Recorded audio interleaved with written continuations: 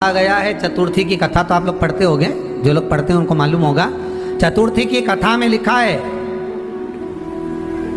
चौथ माता के व्रत में वर्णन किया गया है कि वो आखा दाना जो रखा जाता है, मान लो कोई जरूरी काम होता है तभी आखा दाना को रखा जाता है, संभाल के रखते हैं कि हम इस काम के लिए जा रहे हैं और हमारा ये कार्य सफल होना चाहिए। तो जिसने चतुर्थी का व्रत करा है, जिसने चंद्रदेव का पूजन करा, चतुर्थी का व्रत करा, वो गणेश जी से विनती करके वहां से 2-4 आखा दाना उठा ले और जो व्यक्ति का काम अटक रहा है अपने ही घर का, पर दूसरे कुल को नहीं देना, अपने ही कुल के अंतर्गत जो काम अटक रहा है उसकी जेब में, उसके पल्लू में उस चीज को रख दिया जाए। तो चतुर्थी जो अगली आती है, जैसे आप महीने की करते हो तो महीने की, और आप जैसे करते हो कि 4 अलग बड़ी बड़ी चतुर्थी करते हो तो उसके अनुसार आपका कार्य सिद्ध होता ही है। उस आखे दाने का इतना महत्व होता है क्योंकि चतुर्थी का व्रत करने वाली माता जब व्रत करती है तो स्वयं चतुर्थी की कथा में लिखा हुआ है कि पार्वती जी गणेश जी से चतुर्थी की कथा बचवाती।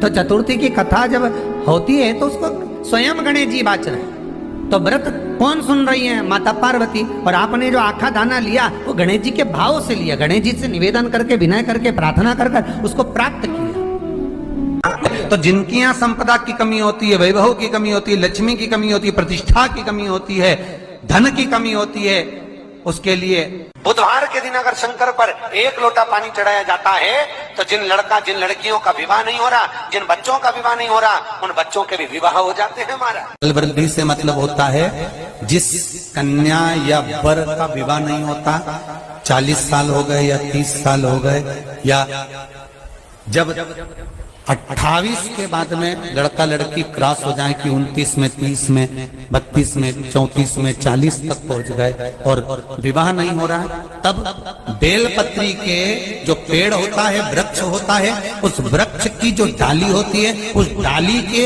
मनकों से जो माला बनती है, बाजार में भी मिल जाती है बेल की माला, उस माला को भगवान शंकर को समर्पित कर कर बेलपत्री के वृक्ष के नीचे बैठ कर भगवान शंकर का पंचाक्षर मंत्र का जाप करना है। कौन सा मंत्र है?